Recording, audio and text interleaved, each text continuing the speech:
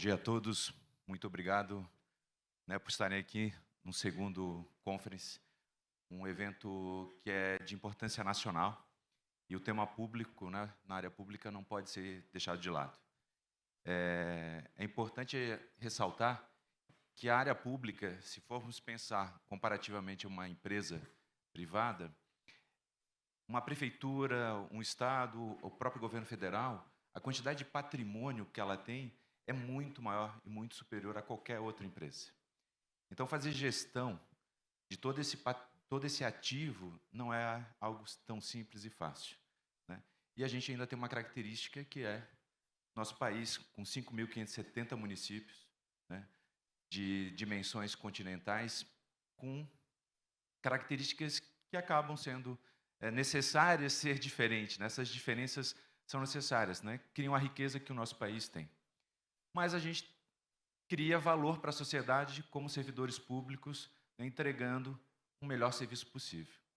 E aí vem o tal do BIM como uma ferramenta, né, pensando de uma forma bastante isolada no conceito BIM, para ajudar, e aí eu faço uma referência a bons engenheiros e arquitetos a entregar esse valor para a sociedade. E quando a gente pensa em tecnologia, muita gente se assusta, né? O que eu vou fazer com tudo isso, né? E aí o que a gente vem apreciando no segundo conference, quantidade de informação que envolve o tema e o conceito BIM. Como é que a gente absorve tanta informação em tão pouco tempo?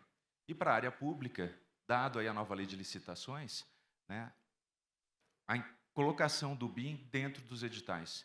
Então passa a ser um desafio. Mas será que é só esse o desafio que a área pública tem?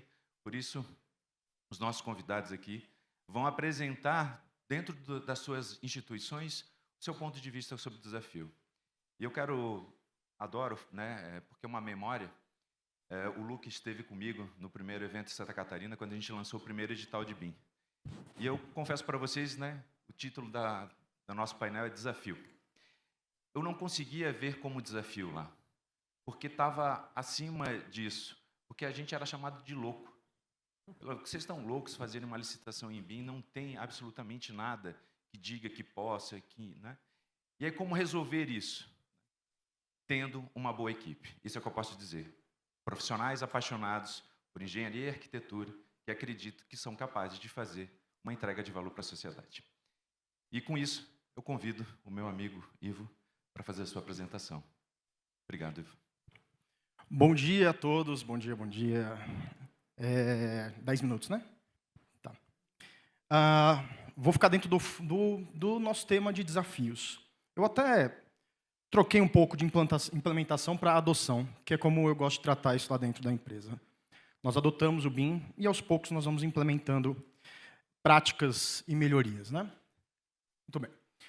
Eu trouxe aqui um breve histórico, que eu acho que é interessante. Quando a gente fala de desafio, a gente tem que saber, nesse caminho, nessa história do metrô de São Paulo, com o uso de BIM, o que aconteceu? Quais foram os nossos problemas? O que a gente teve que enfrentar?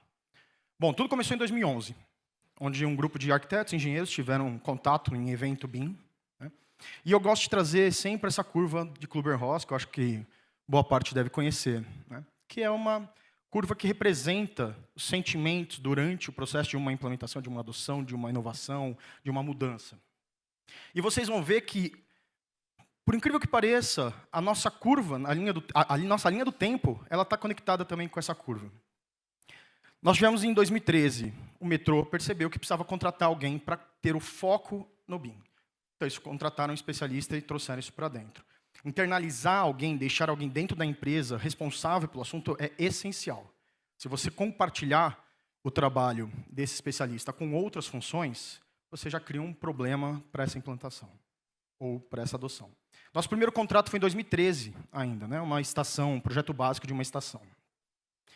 E em 2014 tivemos um evento importante que foi a troca de gestão. Então, se em 2013 a gente tinha um apoio e contratar um especialista, em 2014 teve a troca da gestão e nós tivemos um bloqueio BIM. O que significa bloqueio BIM? Viraram para mim, o gestor, você está proibido de falar de BIM dentro da empresa. Alguém já passou por isso aqui? Já? Um pouquinho, né? Bom, Eu gosto de trazer isso na palestra para dizer que isso acontece, isso é verdade, isso pode passar ou não. Às vezes a gente troca de empresa para passar, né? Mas eu persisti. E aí, em 2016, a presidência solicitou alguns projetos de inovação. E lembraram que tinha um cara lá falando de uma coisa nova na construção civil, que já tinha um contrato, inclusive, que era esse tal de BIM. E me chamaram para fazer uma apresentação na diretoria. Apresentei, e aí falaram, ok, agora você toca esse projeto. Qual que era a primeira estratégia minha? Bom, se o bloqueio era uma relação, até então, pessoal, o que eu preciso é tirar o BIM de mim, como especialista. Eu preciso espalhar o BIM para a empresa. Eu preciso diminuir a chance de que alguém venha e bloqueie este assunto. Bom, contei com a ajuda aqui de muitos colegas, alguns vocês vão reconhecer ali nas fotinhas. Primeira ação foi 20 semanas seguidas de palestras, toda quinta-feira de manhã, de 2 a 3 palestras. Está tirando foto ali, né, Romano? Você está ali, né? É justo, justo. Isso foi tão impactante que até hoje é lembrado dentro da empresa. Até hoje, o pessoal lembra disso. Alguns números interessantes, né? Então, nós fizemos cada dia com uma temática diferente, que envolvesse os interesses da empresa. Então, nós tivemos ao todo 52 palestras. E, para mim, o que é muito importante, nós tivemos ao todo 254 profissionais diferentes do metrô participando das palestras. Os convites eram feitos conforme o tema. Se eu fosse falar de planejamento, chamava o pessoal de obra. Se eu fosse falar de manutenção, chamava o pessoal de manutenção. E por aí vai. Então, o que acontece? Não é mais o Ivo que está tocando isso. Não é mais o Ivo sozinho. É difícil de bloquear. Ou a sorte é que alguém goste desse assunto e pegue. E toque. Né? Então, foi uma estratégia. Outra estratégia, trabalhar de forma descentralizada. Muitas empresas procuram ter uma área de BIM. Né? A minha estratégia era não ter uma área de BIM. Eu tenho que levar o BIM para as pessoas onde elas estão trabalhando. Eu preciso pegar o que ela está fazendo, a função dela, e que seja em BIM. E não tirar ela do local que ela está trabalhando para fazer BIM em outro local. Porque senão a gente começa a misturar as funções, não vai dar certo. Tá? Então a gente trabalhou também nessa estratégia de descentralização integrada, porque elas ainda se conectam, apesar de ter esses focos separados. Em 2018, tivemos alteração na gerência e diretoria. Eram 2 diretorias, uma de planejamento e uma de obra. Juntou-se numa única diretoria. E aí o apoio foi total após esse projeto de nivelamento de conhecimento. Como vocês podem ver aqui, são alguns vídeos. Nós fizemos alguns projetos pilotos, algumas pesquisas. Construímos um ambiente que permita a construção digital. Alguns aqui já tiveram nesse ambiente. Em 2019, um núcleo BIM, direto com a diretoria, direto com o diretor. Então, nós tínhamos reportes de projetos de inovação com uso de BIM, direto para a diretoria. E isso transformou a empresa no que ela é hoje, né? Onde a gente tem, em 2020, o primeiro contrato completo, de uma linha completa de um projeto básico, incluindo civil sistemas, né? Uma linha com 15 estações, um pátio, 2 subestações primárias, que é a linha 19 Celeste. E, junto com isso, outras funções, outros usos. Né? Vocês podem ver ali embaixo a parte de sondagem, né? A geotecnia, ou a geologia ali representada, com todas as suas interpolações, etc., certinho. Tudo que vocês estão vendo aqui é IFC também, isso que é interessante também dizer. Né? Ali em cima, outro uso muito interessante, que a gente ainda não tinha visto, nós desenvolvemos uma forma de trabalhar, implementamos e teve um uso muito importante, que é o gabarito dinâmico do trem. Alguém já ouviu falar desse termo aqui? Já, né? Ah, César aí também, né? O que significa isso? Quando você passa o trem movimenta. Quando ele vai fazer da curva, ele tem, até ele se estabilizar, ele tem um espaço que ele ocupa. E era comum que primeiro construía, depois você fazia um gabarito do trem real, rodava ele na via onde ia bater, ia lá e gastava o concreto, tirava o equipamento, mudava de local. No projeto básico, a gente já está vendo tudo isso e acertando isso no projeto básico, antes de executar, resolvendo isso antes. Então, nós temos buscado outros usos, outras práticas com o uso da modelagem e dos dados. Em 2023, nós atingimos 2.000 modelos BIM já. Né? Em contratos, atualmente, nós temos cerca de 650 modelos em todos os contratos rodando semanalmente. Bom, com esse número nós temos alguns problemas. Primeiro, analisar isso. Nós temos as equipes de análise, de arquitetura, de estrutura, de sistemas, que analisam em BIM. Daqui a pouco eu vou falar um pouco de cultura. Mas, para eu analisar a qualidade do modelo antes de chegar na área técnica, o que nós fizemos?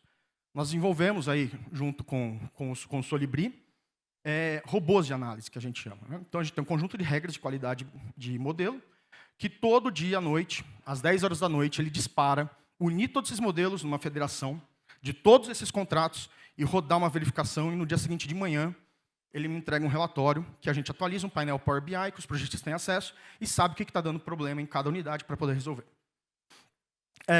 Menos o pátio que vocês estão vendo, porque o pátio leva 2 dias para rodar. Né? Mas as estações a gente consegue rodar numa noite. Né? Então, essa rotina ela acontece em todas as entregas. Acontece todos os dias. Outra coisa que foi muito importante e bem impactante e que o BIM possibilitou. Nós tínhamos um problema no contrato, tinha 3, 4 meses para acabar o contrato, e não ia terminar. Nós tínhamos 5.000 issues só de modelo para resolver em um contrato com 3, 4 meses para finalizar. Se continuássemos trabalhando do mesmo jeito, não ia dar certo. Então, eu propus uma forma diferente. Pegar o conceito de Big Room, que é utilizado para planejamento de obra, adaptar ele para projeto, dentro daquele ambiente que eu comentei com vocês. Né? Deixa eu voltar aqui, que eu acho que tem um videozinho. Aquele primeiro que vocês estão vendo lá em cima. Então, a ideia foi juntar quem aprova com quem produz e juntar os projetistas. Não nesse contrato especificamente, mas tem contrato que a primeira reunião de projetistas, integrando os projetistas, aconteceu 8 meses depois de iniciado. Então, esse também é um desafio. Né? Então, o que eu estou contando aqui nessa história... aqui que vocês estão vendo esse é o vídeo. Né? Então, a gente tem recursos visuais, é um ambiente que permite esse tipo de reunião também. As ilhas, então, era uma ilha de arquitetura, uma ilha de civil, uma ilha de sistemas, uma ilha de geologia, uma ilha de infraestrutura, uma ilha de paisagismo, viário. E falou, olha, é o seguinte, vocês têm que resolver esse projeto aqui hoje, todo mundo junto. Né? E o resultado foi impressionante. Aquele contrato que tinha tudo para não dar certo, está terminando esse mês, finalizando esse mês dentro do prazo. Né? Então, nós precisávamos ver formas diferentes de conseguir atingir o resultado. E o uso do BIM permite isso porque eu consigo, quando uma ilha resolve isso no modelo, porque tem que resolver na hora. Nada de anotar no caderno e levar para o escritório, não. Tinha que resolver lá na hora. Não é não, Alexandre? Tinha que resolver ali na hora. Então, quando ele resolvia na hora, compartilhava com os outros projetistas, eles já tinham aquilo atualizado e tocava o barco. Né? Foi muito importante isso. Bom, desculpa, esqueci aqui. Então, vocês podem ver aquela relação com a curva de Kübler-Ross, né? Aquele bloqueio BIM é aquela parte da depressão, e depois vem a parte da integração, que é como a gente está conseguindo trabalhar de 2019, 2020, principalmente, em diante. Está sem o relógio lá, tá? Eu não sei. Tá, esse é o último slide. Então, desafios. O que nós mudamos e o que nós temos como desafio. Inclusive, vou deixar aqui um desafio para o Luke, ver se ele consegue me ajudar nessa. Dentro do mundo de tecnologia, análises automáticas, como eu mostrei. Trocar o nosso GED, é uma empresa de mais de 50 anos, que tem documentação ainda desenhada à mão, microfilmada. E a gente fala de CDE, CDE fala para empreendimento, numa empresa desse tamanho. Trocar um GED, né, ou documentos físicos, e alinhar isso daí com um CDE, porque eu tenho um sistema integrado, não é fácil. E a gente está fazendo isso agora. As nuvens de anotação, de folha, de comentário, trocar isso daí por issues, é uma cultura também que não é fácil. E para ensinar a falar issues? Também não foi fácil. Transposição desse legado histórico para o CDE, como eu comentei. Dentro do campo de requisitos, nós desenvolvemos requisitos de dados. Por quê? Porque eu preciso saber se os dados que as áreas técnicas precisam vão estar ali no local correto, como deve. Outra mudança que nós fizemos. Nos primeiros contratos, a gente via que demorava para entregar o modelo porque tinha que fazer o desenho. E o foco da análise estava no modelo. Então, ok, vamos trocar. Eu só quero o desenho no final do processo. Não vai me entregar modelo no meio ou no começo. No modelo não, desenho. Eu vou trabalhar no modelo, vou discutir modelo, e aí desenho vem no final. E os dados, como eu falei, o mapeamento de dados para 16739, né, para o IFC. Na parte de pessoas, nós mudamos a cultura de análise. É difícil você mudar a forma e o processo de como analisar um projeto de quem está acostumado com desenho e mudar isso para modelo, né? O pessoal fica perdido. E aí, eu começo por onde? Porque, às vezes, no desenho, você começa meio que no padrão de leitura, né? Da esquerda para a direita, vou pegar o primeiro desenho de cima e tal. E quando vai para o modelo? Eu começo de onde? Né? Analista escolhe a ferramenta. Como a gente trabalha com QFC, nós temos mais de 6 ferramentas homologadas que eles podem usar a que eles quiserem. Claro que a criação de issue precisa ser uma específica dentro do nosso CDE. Mas, para analisar, o que ele vai fazer? Cada analista escolhe a sua ferramenta. Deixa livre. Eu preciso facilitar aquele analista que ele entre no meu processo. Eu não posso ficar criando tantas barreiras assim, porque senão ele não vai usar, né? E outra coisa que a parte pública é muito interessante, a manutenção dos funcionários. Facilita, eu não preciso começar toda hora. Eu estou numa evolução cultural, que eu não fico rebutando esse processo porque saiu uma equipe, entrou outra nova que não sabe como a gente trabalha. Então, essa é uma vantagem que nós temos. Padrões gerais. É uma empresa grande, com 50 anos. Quando a gente fala de padrão, esse padrão é para todos os contratos, para todas as áreas. E é um problema, porque nem todos os contratos estão em BIM. Então, se eu falo em mudar um padrão de gestão de contrato, de gestão de obra, eu tenho que pensar que eu tenho as obras que estão em BIM e eu tenho um monte de obra que não está em BIM também. Então, quando a gente vai mudar esse padrão, precisa entender dessas duas partes. A empresa com longa história, ela tem muito conhecimento e muitos padrões para serem alterados. Eu participei da tradução da 19650, parte 1 e parte 2. Só que para implementar isso numa empresa que já tem tantos padrões alinhados com o Tribunal de Contas, etc., não é fácil falar que agora eu vou chamar de EIR. Né? Daí o tribunal vai falar, mas o que é esse EIR aqui? Né? Contratuais. O primeiro contrato grande, nós tivemos muitas questões a responder para o Tribunal de Contas. Foi um processo aí que ficou uns 8 meses rodando.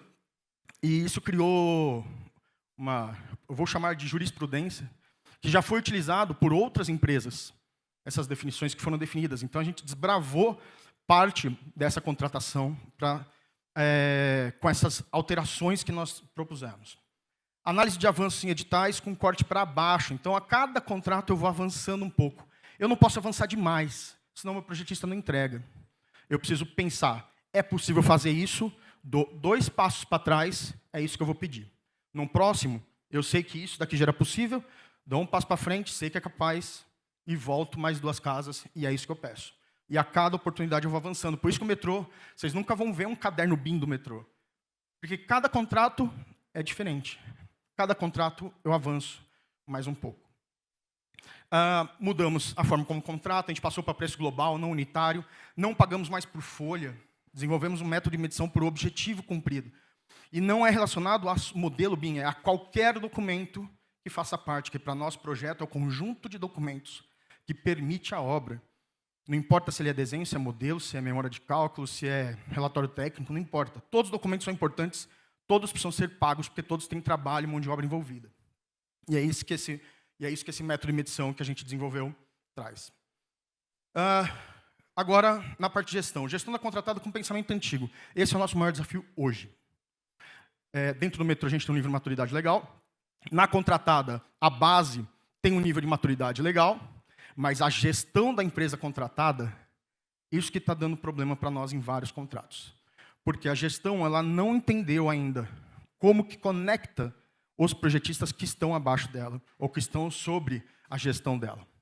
Esse é o nosso desafio, esse é algo que eu ainda não vi em alguma apresentação, alguma palestra, discutir a gestão da contratada. A gente sempre fala muito internamente, fala do projetista, mas a gestão da contratada, porque é ela que vai acionar os projetistas, ligar ponto A com B, que vai definir o que vai entregar um cronograma. É essa função. E a gente tem que trabalhar muito nessa função. E por falta de conhecimento, às vezes ela demora a ingressar em todo esse processo que nós alteramos muito essa cultura, nós alteramos muito a forma de contratar, nós alteramos muito a forma de pagar, e ainda vem com um pensamento antigo, e demora para se adaptar a essas novas regras. Então, era isso que eu queria passar, dar uma visão geral assim, do desafio histórico que nós tivemos, do que a gente conseguiu e teve que bater de frente para trocar, e dos nossos desafios atuais. E, se precisar, pode me procurar no corredor ou no LinkedIn. Estou aqui. Tá? Obrigado. E desculpa se eu atrasei, perdão.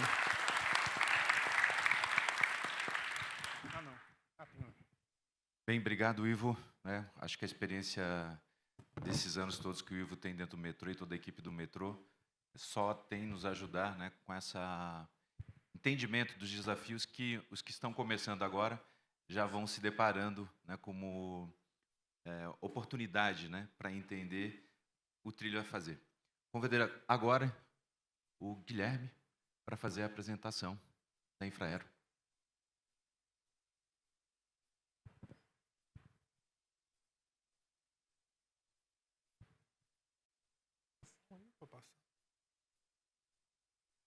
Olá, pessoal. Vou compartilhar aqui um conteúdo com vocês.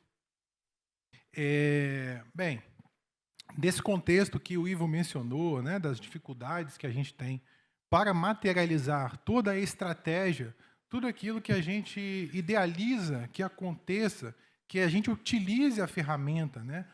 Eu digo que o BIM é uma ferramenta. A gente trabalha com o BIM, entende que é uma metodologia que contempla ferramentas tecnológicas, processos e pessoas, mas é importante a gente compreender que a metodologia BIM é uma ferramenta que pode nos auxiliar a tomar melhores decisões. E a responsabilidade técnica dos responsáveis técnicos, aqueles que vão desenvolver os projetos de engenharias, buscar as soluções, o BIM não vai conseguir substituir essas demandas. Então, o BIM ele é uma ferramenta importante, ele deve ser executado de forma adequada.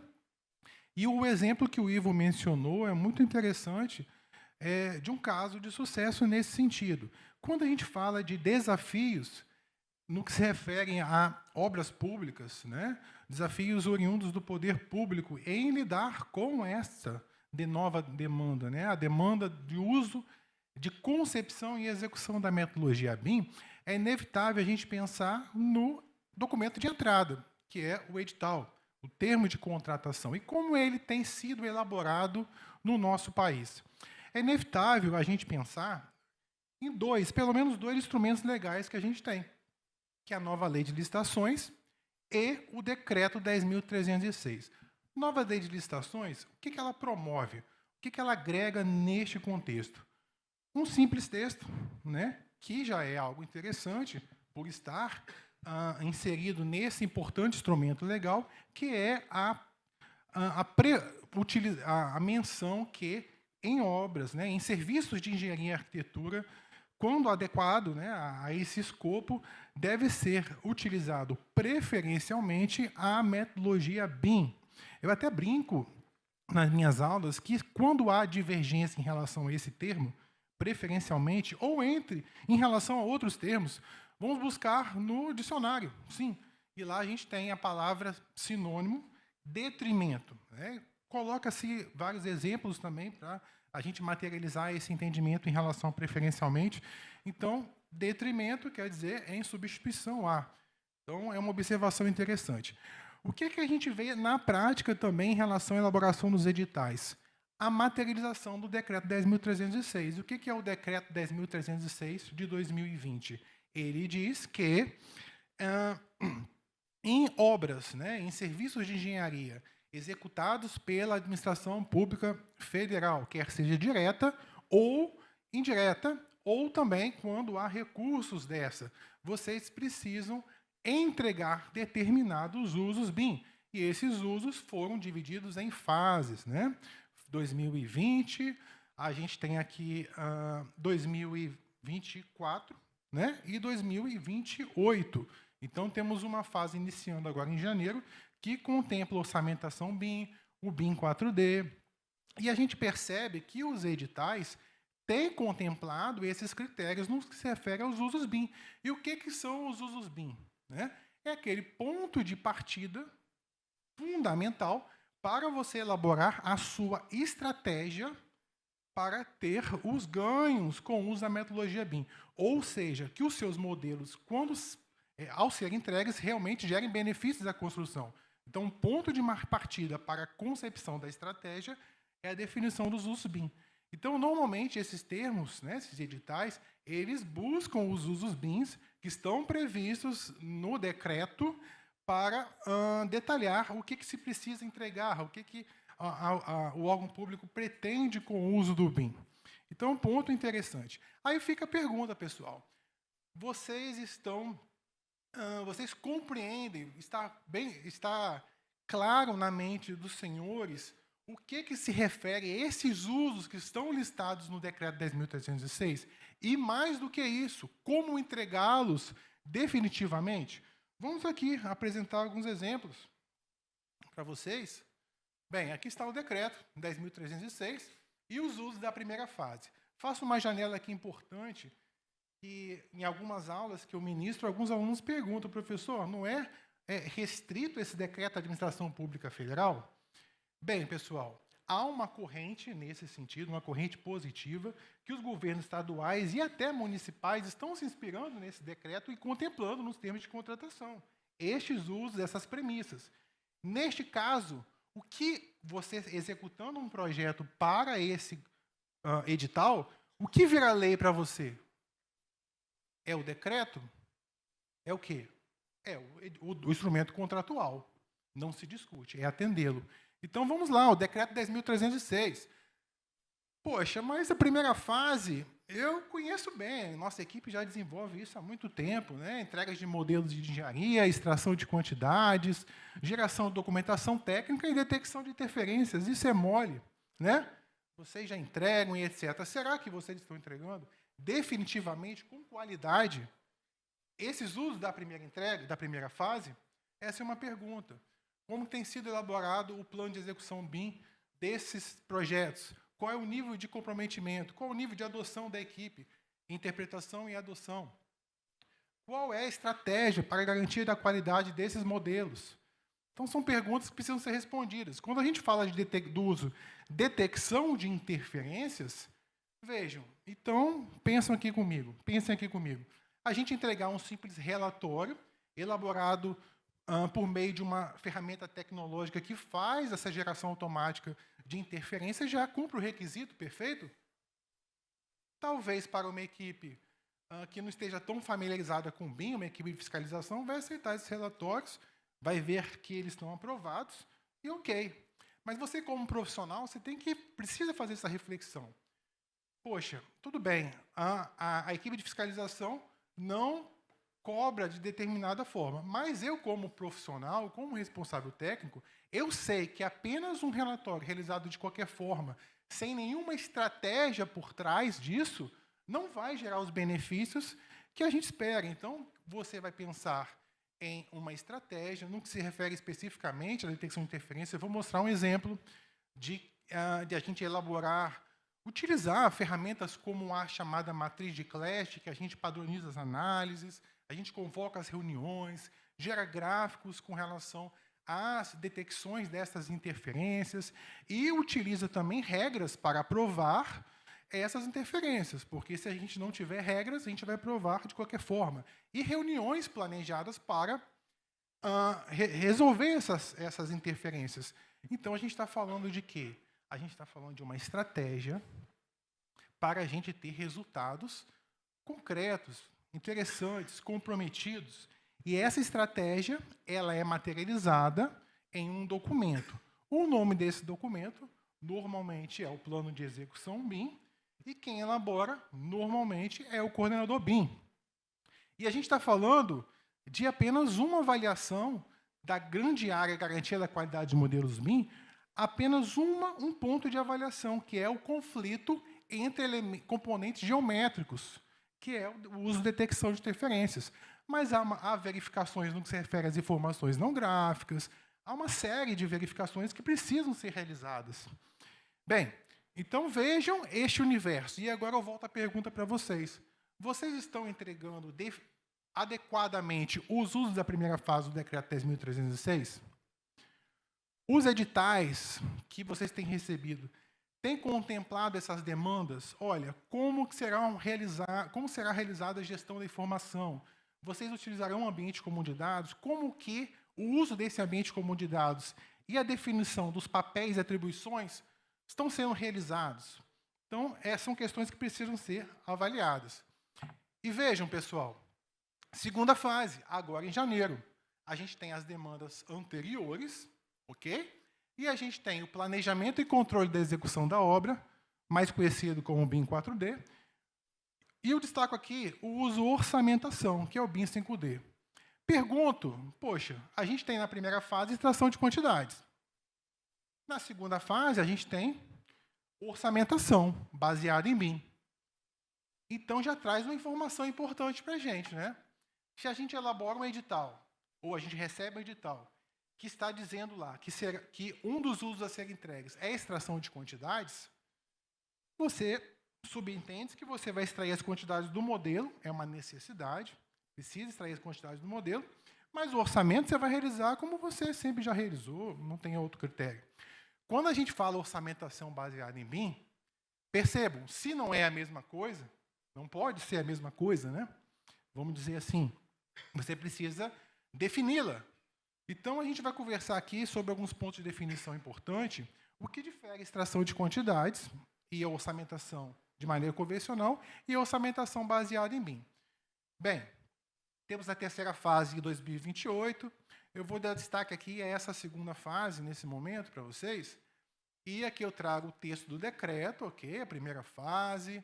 Conversamos aí sobre garantia da qualidade dos modelos BIM, que a extração é diferente, apenas a extração é diferente de a gente entregar o uso orçamentação BIM.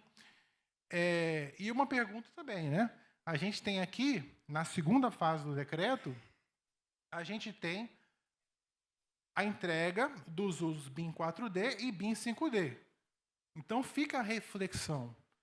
Você vai precisar entregar, se o edital pede para entregar os dois usos, de acordo com a segunda fase do decreto, qual é a estratégia baseada em ferramentas tecnológicas e processos que vocês vão adotar? Vocês precisam pensar quais são os softwares que vão trazer esses recursos e como a equipe vai lidar com todo esse processo. Então, é algo que eu também destaco, que a gente tem que focar fundamentalmente na estratégia para garantir esses modelos, garantir os modelos de maneira adequada, pensando em reuniões periódicas, pensando em papéis adequadamente definidos, por exemplo. Qual é a função do coordenador BIM? A gente, na Infraero, definiu de forma precisa o que o coordenador BIM deve fazer e o que o coordenador de engenharia deve fazer. Suas atribuições não podem se sobrepor. Elas têm que estar claras para aqueles que vão executar e para toda a equipe. E o coordenador BIM, ele é o responsável por validar o processo de garantia da qualidade dos modelos BIM, conceber a estratégia e executá-la. Então, esse modelo a ser elaborado, né, com a validação do coordenador BIM, ele vai, inevitavelmente, ter uma relação fundamental com tudo que vai ser gerado depois, documentação técnica, extração de quantidades, orçamentação, BIM 4D, integração com outras metodologias, Virtual Design Construction, o AWP, etc. O ponto de partida, o elemento fundamental é o comprometimento com o desenvolvimento do modelo. Então, tudo começa lá na primeira fase do decreto 10.306 e continua lá na primeira fase do decreto 10.306. Né? Então, é aquilo que eu falei para vocês. O macro tema é garantia da qualidade dos modelos BIM. Falamos sobre detecção de interferências, falamos sobre algumas ferramentas, como a matriz de Clash, que é uma ferramenta muito interessante que a gente vem adotando também para padronizar as verificações. E a pergunta como aprovar e classificar as interferências é uma pergunta também que a gente precisa responder. E, na prática, a gente vem executando isso. Utilizamos software Navisworks, integramos processos, definições e etc. Né? Então, a gente tem aqui as interferências, os conflitos já destacados entre disciplinas, baseados na matriz de Clash planejada. E, de tempo em tempo, essas reuniões acontecem. A gente traz para uma planilha Excel com os itens que foram aprovados, as justificativas e por que foram aprovados. Né? Por exemplo, se você tem uma tubulação de ar-condicionado, por exemplo, de grandes dimensões passando por uma laje, você pode aprovar esse item ou não. Se você não aprova, você tem que elaborar o furo nessa laje. Ou você tem uma tubulação de águas pluviais de pequenas dimensões que você aprova, porque a tubulação ela precisa ter sua quantidade contínua e a laje também, porque o furo vai ser executado a posteriori. Então, são discussões que precisam ser realizadas em reuniões e questões que precisam ser definidas. Bem, então temos aqui algo interessante também. Como é que volta aqui? Bem, vamos lá. Algumas definições, algumas dicas que eu coloco para vocês, finalizando essa apresentação, é utilizar o BIM Dictionary, tá? É uma das referências interessantes para a gente colher algumas definições fundamentais. Temos aqui definições em relação ao BIM, definições em relação ao BIM 4D, que o BIM 4D, a gente tem um modelo tridimensional associado à informação tempo, né? E quando a gente fala do BIM 5D, pessoal, temos as definições nos referenciais consagrados, mais ou menos, mais ou menos. Há muita polêmica em relação a isso. Então, é a gente buscar as referências internacionais e interpretar adequadamente. Trago aqui um exemplo do BIM Dictionary. O que é o BIM 5D? Refere-se à quinta dimensão da modelagem, refere-se a 4D mais custo. Então, obrigatoriamente está dizendo que precisamos entregar o BIM 4D mais a informação custo? Será? Vamos dar continuidade na própria definição. Ou seja, um modelo é considerado 5D quando o custo está embutido em modelos BIM, componentes do modelo. Não está dizendo a mesma coisa. Está dizendo, olha, para ser BIM 5D, você tem que ter informação custos vinculada aos modelos. Então, uma definição confusa em relação a isso. A gente tem aqui a Agência Federal Americana de Construção, a agência pública, que diz também algumas definições em relação ao BIM 4D também. E o que diz em relação à orçamentação BIM? Não diz, não há informações a respeito. Olha que interessante. Vamos trazer a Penn State. A gente tem aqui definições em relação ao BIM 4D, ok? Muito parecido com as outras definições. O que a gente tem em relação ao BIM 5D? Um processo no qual o BIM pode ser usado para auxiliar na geração de levantamentos de quantitativos, estimativas de custo. Olha que informação interessante. Estimativas de custos ao longo do ciclo de vida de um projeto. Então, que essa informação, que a informação custos, esteja disponível ao longo do ciclo de vida da execução do projeto, inclusive nas etapas iniciais, que são as etapas onde as tomadas de decisão apresentam maior impacto, né? Então, como pensar em estratégias baseadas em softwares, em processos, em pessoas, para materializar que a informação custos esteja disponível ao longo do desenvolvimento do projeto, propiciando melhores tomadas de decisão. E outra pergunta, precisamos entregar o BIM 4D? Se a demanda é só entregar o BIM 5D, precisamos entregar o BIM 4D também? Se no edital está dizendo, repito, apenas o BIM 5D, precisamos entregar o BIM 4D também? Bem, aí o entendimento é que não. Tá? Então, o BIM 5D, a gente precisa entregar essas questões que eu mencionei, e o BIM 4D é algo distinto, tá? Apesar de o BIM Dictionary fazer aquela confusão na definição. Porém, o decreto 10.306 já contempla na sua segunda fase a necessidade de entrega dos dois usos. Então, é muito provável que vocês recebam um edital pedindo os dois usos para serem entregues também, né? Então, aqui eu trago aqui alguns benefícios listados pela Penn State em relação à orçamentação BIM. Destaco aqui um item, fornecer informações de custo durante a fase inicial de tomada de decisão do projeto e durante todo o ciclo de vida. A informação custos é fundamental para melhores tomadas de decisão. Então, precisamos pensar nessa estratégia de incorporar a informação custo nos modelos, no desenvolvimento dos modelos, né? Há métodos para isso, tá? Inclusive, eu desenvolvi recentemente alguns artigos em relação a esse tema. Inclusive, foi publicado recentemente no BIM Corner, em relação a quais são os métodos, afinal de contas, para a gente materializar o uso orçamentação BIM. Então, há diversos métodos, tá? Alguma dessas soluções é o uso do Navisworks, e a gente pode fazer, integrando com o Orça Fácil, né? E a gente pode fazer, embutir informação custos nos modelos EFCs. Aqui está um exemplo de um trecho rodoviário. Contempla diversas ações manuais? Sim, mas contempla também diversos benefícios, como o aproveitamento do parque tecnológico, da curva de aprendizagem já atual na organização, dentre outros, né? Bem, então, por fim, aqui alguns editais, tá? Só para mostrar para vocês que o que a gente está conversando aqui não é algo distante, e vocês devem ter percebido também. Muitos editais com equívocos no que se referem às demandas em relação aos usos BIM. Então, tudo que a gente está conversando está acontecendo em relação ao equívoco, e quando o equívoco começa no instrumento contratual, o projeto já começa com discussão, já começa com dificuldade. Olha, escopo do serviço. O presente escopo deverá ser elaborado utilizando a metodologia BIM, atendendo à primeira fase do Decreto 10.306 de 2020. Quais são os usos da primeira fase do Decreto 10.306? Temos o orçamentação baseada em BIM? Temos o planejamento e execução da obra baseada em BIM, que é o BIM 4D? Não. E mais na frente, no mesmo edital, diz, olha, os elementos, componentes e objetos utilizados no projeto deverão conter sua composição dos serviços necessários para a quantificação desses serviços, dos projetos executivos modelados e modelo de execução da obra BIM 4D, modelo BIM 4D. Então, gera uma confusão, discussões contratado e contratante, que o processo já começa complicado, né?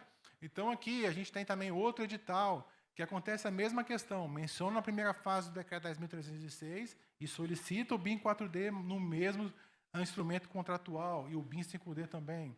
Então, finalizo por aqui, pessoal. Acabei estendendo aqui em relação ao prazo, mas o objetivo foi essa explanação, principalmente em relação aos efeitos que a gente pode ter em relação ao não entendimento em relação, principalmente, aos usos do Decreto 10.306. Obrigado, pessoal.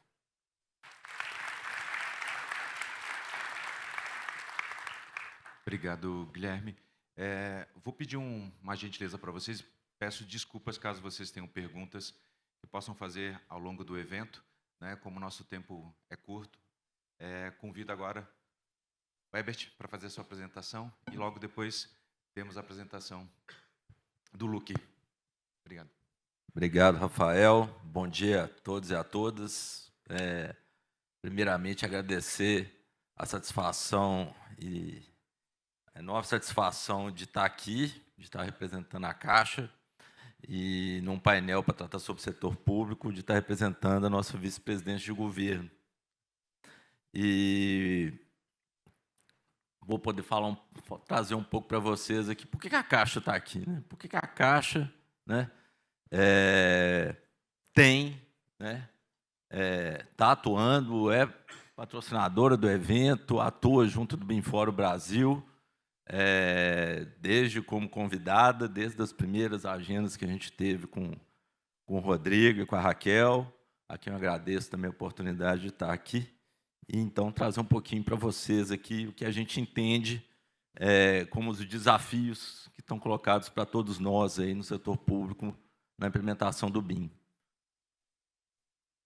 Bom, contextualizando, para a gente ter a abrangência e a capilaridade da área de governo da Caixa, né, nós temos, dentro da empresa, dentro da vice-presidente de governo, a gente tem uma diretoria que cuida dos produtos de governo, né, aquilo que a gente disponibiliza para o nosso cliente de governo, União, falando de órgãos federais, ministérios, e clientes, entes subnacionais, governo de estado e municípios, né?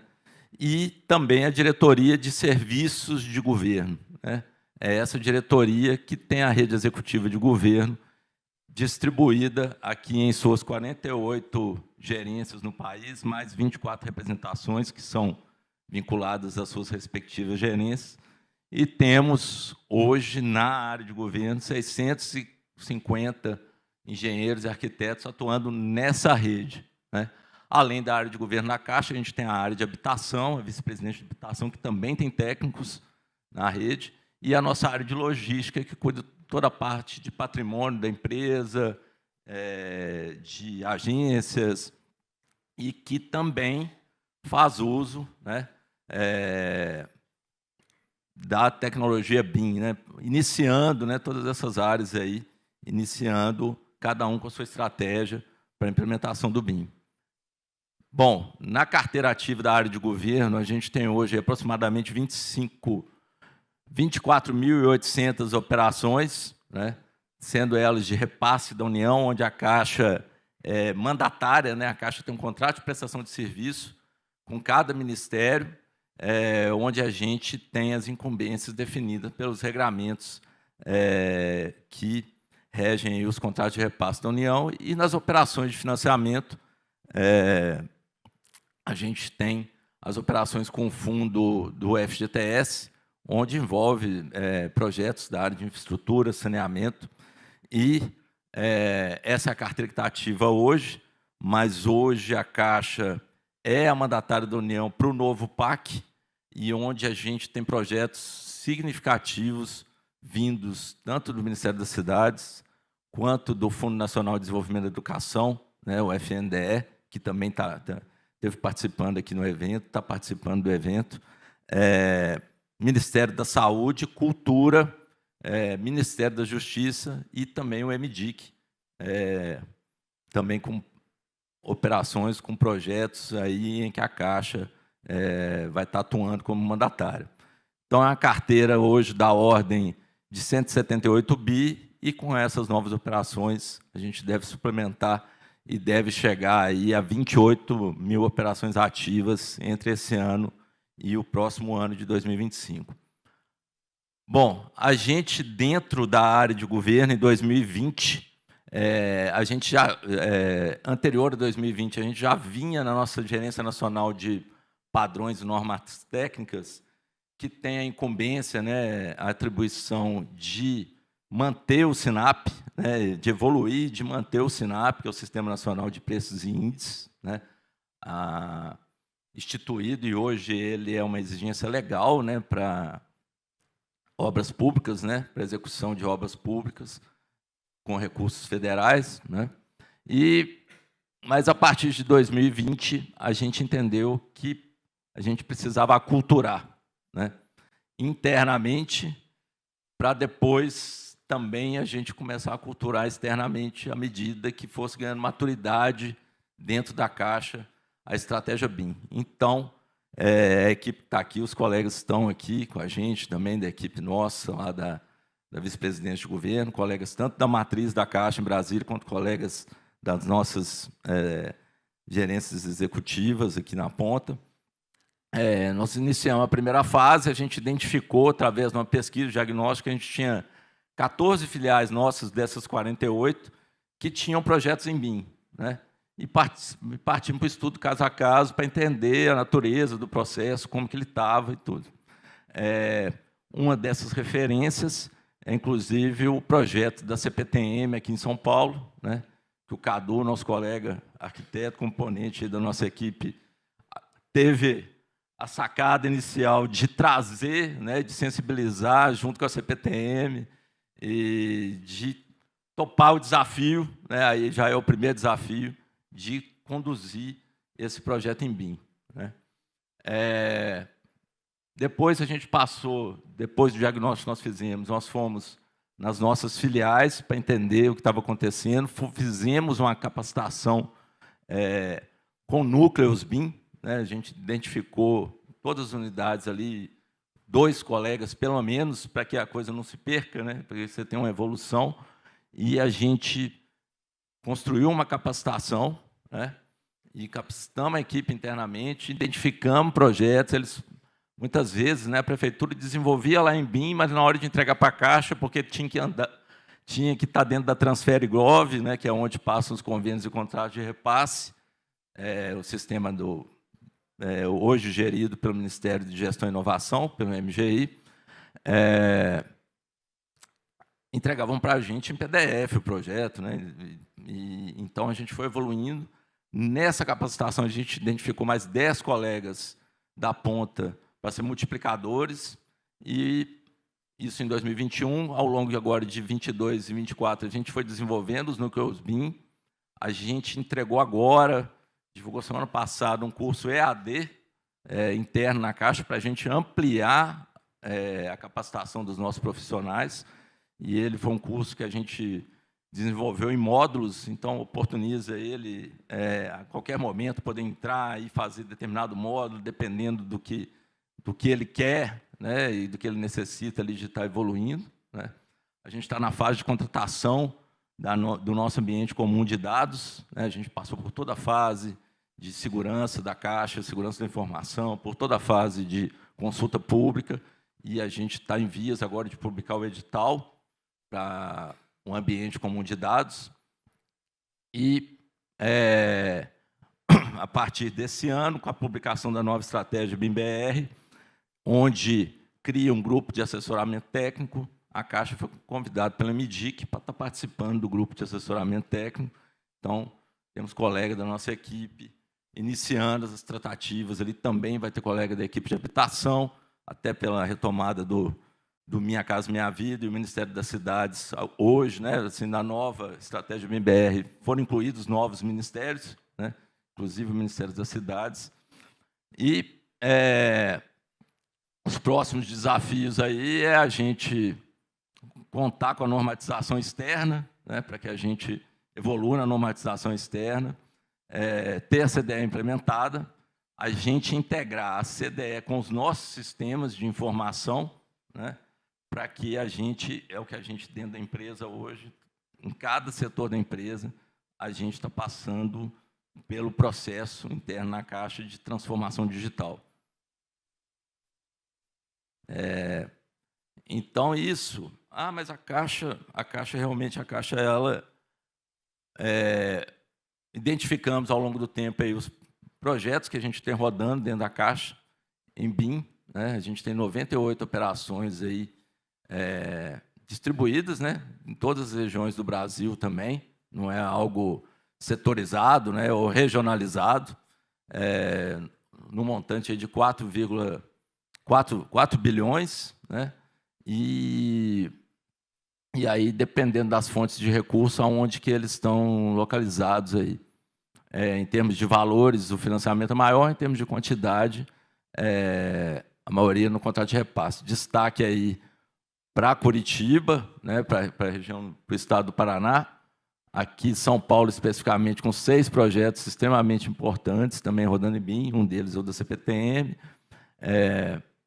Então, a gente mapeou, né, e a gente identifica, em termos de desafios, nós recebemos na Caixa tanto um projeto complexo como a CPTM, como o hospital, que é de Guararema, né, quanto uma praça lá no interior do Mato Grosso do Sul, onde a prefeitura conseguiu contratar e ser entregue o projeto com a disciplina, todo modelado, que permitiu a gente, né, porque a Caixa ela faz a análise, né, do contrato, permitiu a gente extrair os quantitativos, né, de forma célere, e permitiu a gente interagir e apontar para o tomador também aonde que tinha algum possível ajuste.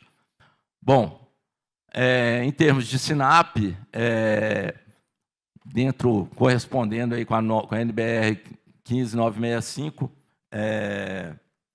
a gente fez o trabalho em cima dos insumos, né? A equipe do SINAP da Caixa entregou em janeiro de 24 agora o 9º e último lote de classificação de insumos, né? Mas a gente sabe que é o mínimo produto viável, né? Que a norma ela passa, né, necessita desse aprimoramento das outras tabelas, seja ela das profissões, seja ela das propriedades, né? A gente está conversando com o Rafael, e amadurecer, né, a gente sensibilizar a cultura em toda a cadeia para amadurecer realmente a utilização da norma. E por que a Caixa, né? Por que é tão importante para a gente na Caixa? Em regra, a gente não elabora e nem contrata projetos, né? Mas, se a gente pensar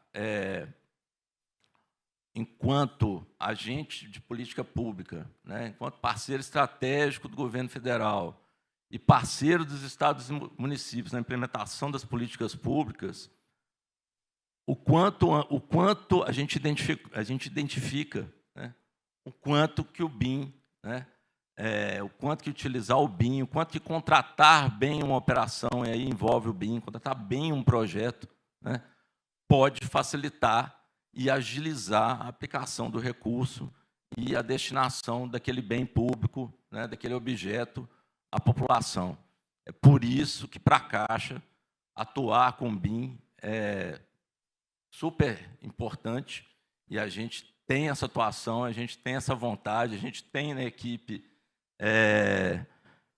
pessoas, membros da equipe audaciosos, né, que gostam de se desafiar, né, para poder realmente a gente evoluir e orientar o ente a poder passar a utilizar o BIM. A gente passou a trabalhar junto com o BIM Fórum Brasil. A gente atuou como convidado no desenvolvimento do guia técnico para contratação em BIM com o setor público, né? Foi a parte de um GT, que foi divulgado no primeiro BIM Conference, né? A publicação dele. Mas a gente sabe que a gente tem que continuar evoluindo constantemente capacitação.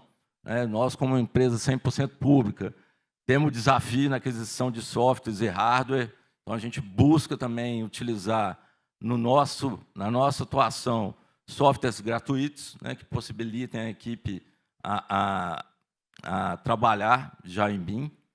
Como eu disse, a gente tem 72 núcleos de BIM, e fazer a integração da CDE que a gente está contratando, né, no termo de referência, no edital, a gente já traz isso da necessidade de quem for contratado tem que ter a integração com os sistemas da Caixa, mas a gente sabe que tem toda uma fase de teste, tem toda uma fase de segurança, né, para poder ter a plataforma CDE nossa e oferecer ela aos clientes, né, para ele poder utilizar. A gente estava conversando com o Rafael ali, exatamente isso. Um município pequeno, abaixo de 50 mil habitantes, vai contratar uma CDE? Onde que ele vai? Né? Como é que ele vai interagir com a gente? Né? Então, a Caixa pensou nisso e está buscando isso, e a gente entende que a nossa perspectiva é que agora, em 2024, a gente já tem a nossa CDE contratada e a gente possa também evoluir. Em termos de integração externa, né, a gente tem toda essa necessidade de atendimento aos requisitos dos ministérios, né, dos próprios proponentes numa contratação, né, e também dos órgãos de controle. A TransfereGov, que é a plataforma onde passam todas as operações de repasse, né, inclusive agora os termos de compromisso do novo PAC, que são oriundos, né, são as transferências obrigatórias do orçamento da União, vão passar dentro da TransfereGov. Hoje ela não suporta o trabalho em IFC, né, assim, se você tem o arquivo em IFC ou no Revit, né, e outros, o que dificulta o trabalho, mas a gente tem atuado junto com a MGI em conversas, e também a gente sabe que a MGI está com o SERPRO também para poder ter essa evolução dentro do TransfereGov, porque é super importante para o governo federal que tudo esteja tramitando dentro do TransfereGov, né? Senão a gente pode correr até a duplicidade de informação, do ente encaminhar informação dupla para a gente, uma na TransfereGov e outra para a Caixa. Mas tem a limitação de tamanho máximo de arquivo e a questão de, por ainda não ser uma CDE, você ter a necessidade de estar fazendo download de todos os arquivos que estão subindo lá. A gente, né, falando aí dos desafios externos, ainda tem, hoje, a gente identifica, né, uma pouca quantidade de projetos entregues em BIM, os diferentes perfis dos clientes governo, União, estados e municípios, as tipologias das obras. Hoje a infraestrutura é uma demanda crescente em termos da nossa atuação aí em BIM, e a gente também precisa de que o regramento externo consolide a nossa viabilidade de fazer análise por parte da Caixa, né, e não comprometa a capacidade do cliente estar interagindo com a gente. Né? Não adianta a gente ficar com uma norma uma portaria interministerial, já, né, que é debatida entre Caixa, Ministério, CGU, que seja viável só para a Caixa, mas comprometa aí a capacidade do ente nos entregar o projeto, disponibilizar o projeto. Em termos de oportunidade, a gente vê melhoria dos nossos processos internos, melhor compreensão dos projetos, agilidade na extração de quantitativos e análise de orçamento, assertividade na verificação e na compatibilidade das disciplinas e também uma eficiência na comunicação com as partes envolvidas. Beleza? Obrigado, Herbert. Obrigado, gente.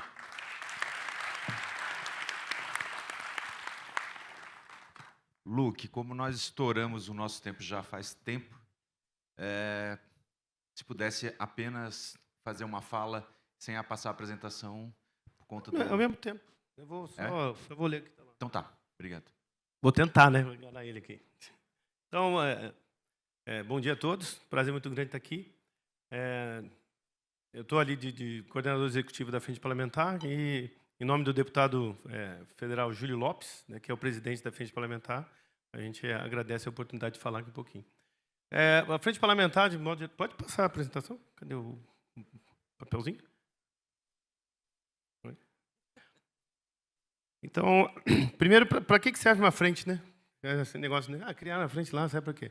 Então, a grande contribuição da Frente Parlamentar foi colocar aquelas duas linhas no parágrafo 3º do artigo 19 da nova lei de licitação, né? Então, a Frente Parlamentar hoje ela é formada por 207 deputados federais, né? Então, com o apoio dos deputados federais, é possível colocar aquelas duas linhas. Então, a grande contribuição da Frente Parlamentar é a confusão que está acontecendo agora, né? Tem que usar o BIM preferencialmente. Basicamente é isso que a gente faz, é estragar a vida de todo mundo que já estava acostumado, né, com novas tecnologias.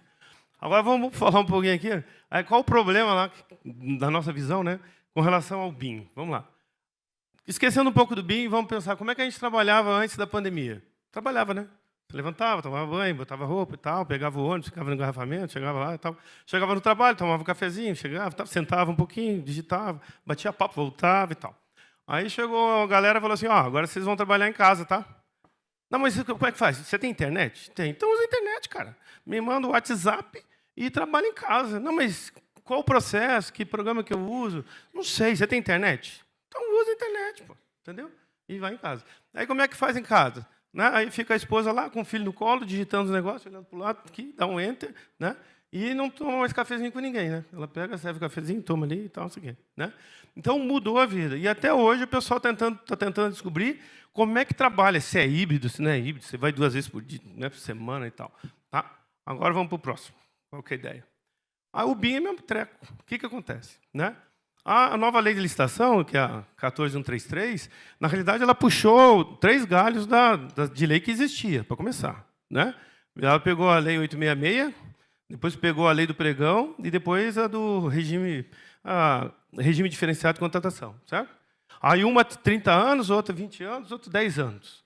E o treco, você fazia um desenho lá, né? Faz um desenho aí e tal, né? No CAD, faz o desenho, tá? E tá tudo bem.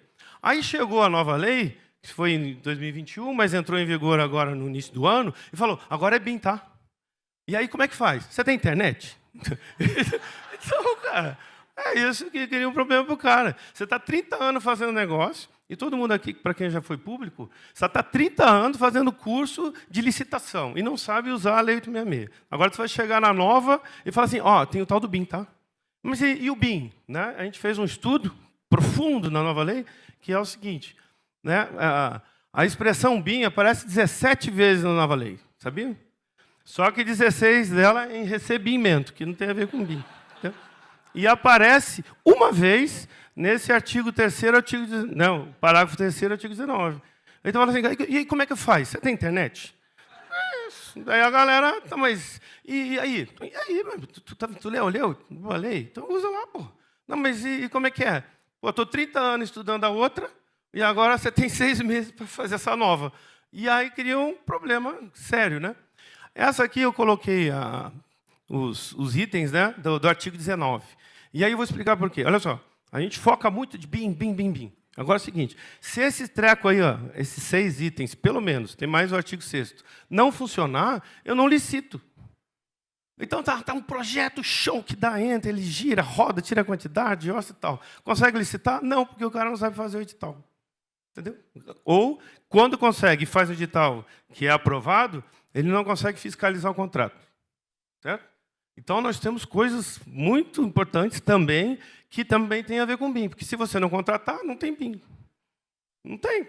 Você tem um modelo show, mas o contrato, a gestão dele é ruim. Certo? Então, tem itens ali, centralização de procedimento, catálogo eletrônico, sistema informatizado de acompanhamento de obra. E, no fim, o 5, adoção gradativa de tecnologias, processos integrados, modelos digitais. Você entende que isso aí é BIM? Não, aí vem o parágrafo 3º falou, esse treco que a gente acabou de falar é BIM, tá? Então, é o seguinte, o legislador já estava pensando na transformação digital, ia acontecer. Né? Agora, por influência da frente parlamentar, ó, esse negócio que vocês estão pensando aí de revolucionar o projeto, o nome é BIM, tá? Tá, mas o que é BIM? Não sei, você tem internet? Se vira, pô. Se vira aí, estuda aí e tal. Tá? Então, aqui. Aí o parágrafo 3º ali, cara, é o seguinte. Pelo menos BIM, tá? Se você não sabe o que é BIM, o que vem depois dele? Também não sei. Já não sabia o que era antes, depois vai piorar. Então, se olhar lá, ó, né, preferencialmente BIM ou coisa melhor. É isso. Tá? Então, assim, e aí como é que eu faço? Você tem internet? Me consulta, cara. Se vira. Então, está criando, né, e é normal, quando a gente pensou em colocar isso na lei de licitação, sabia que ia dar problema, sabe? E deu. Agora a gente tem que resolver. Mas as coisas funcionam dessa forma, porque não dá para você evoluir, né, na parte pública se não tiver uma lei. Por isso que foi criada a primeira estratégia BIM-BR, para dar uma segurança jurídica para os projetos pilotos. Esse papo que a gente está batendo aqui, né? Por isso, senão não dava para licitar, certo? Por isso que criou. Então, a parte pública, se não tiver uma lei, um treco escrito ali, você não rola. Então, por isso que tem que ter. Né? Aí, criada a confusão, vamos tentar resolver. Né? E aí eu peguei a ideia do Oppenheimer ali, ó. Cara, tudo que a gente vê hoje que gira, que roda, virou BIM.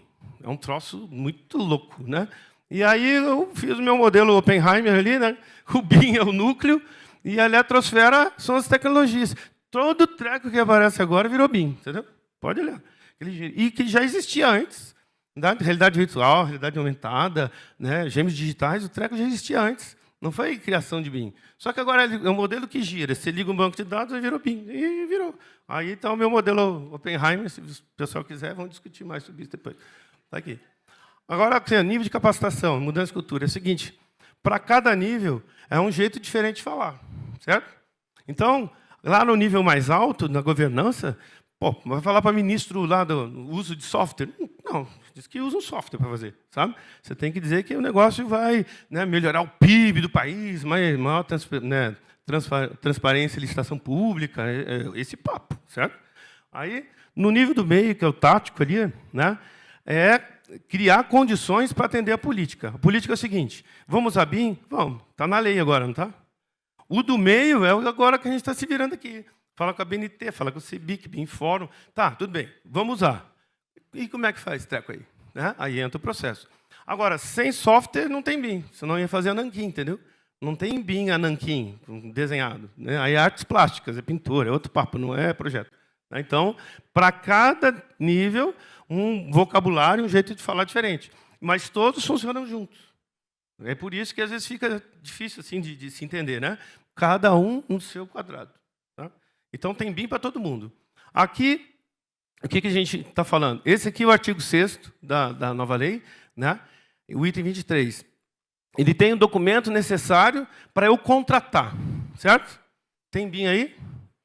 Não. Onde é que tem BIM? Só no parágrafo 3º e acabou. Então, você tem uma lei todinha, que foi derivada de outras 3, né? E aí, uma ideia para visualizar, a nova lei, para mim, assim, é uma árvore, tem 3 galhos, certo? A nova lei. E colocaram um jabuti ali. O jabuti é a transformação digital e o filhote é BIM. Então, é isso que aconteceu. Até o jabuti virar galho vai demorar, entendeu? Porque ele não é. Então, a nova lei, você está o tronco, aí você tem Lei 866, RDC, né? E pregão, que é o pessoal estava acostumado. 30 anos, 20 anos, 10 anos, certo? As leis nessa sequência. Tá? E aí, colocaram o jabuti. Aí a galera, mas quem botou esse trecho aí? É isso. Entendeu? Então, apareceu a transformação ao digital, apareceu, e no bojo do treco, para definir, em termos de projeto, é BIM. Entendeu? Agora, tu explica isso para a galera.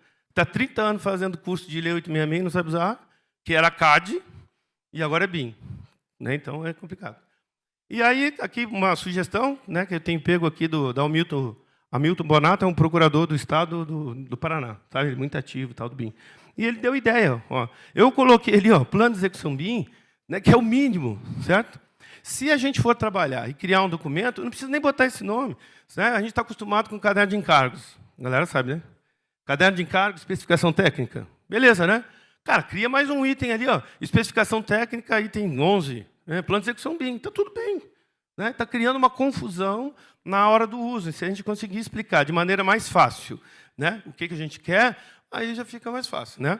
Esse é um trabalho que a gente vai fazer aí junto com o Sinaeco, não sei se a Stefânia está aí, né? Mainardi está aqui, né? Mas a galera aqui, para a gente, como é que simplifica, né? Tenho conversado com a Stefânia, cara, a gente não é possível, com tanta inteligência artificial, sabe? A gente não tem um site, cara, clique aqui, monte seu edital. Entra, é bim, pronto, já sai um treco meio pronto, entendeu? E assina, não, assina no Egov e está tudo certo, entendeu?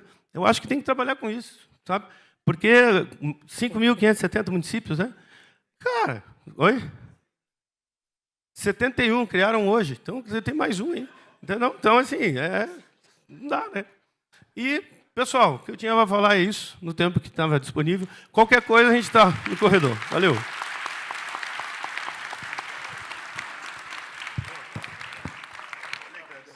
Luque, muito obrigado. Obrigado a todos.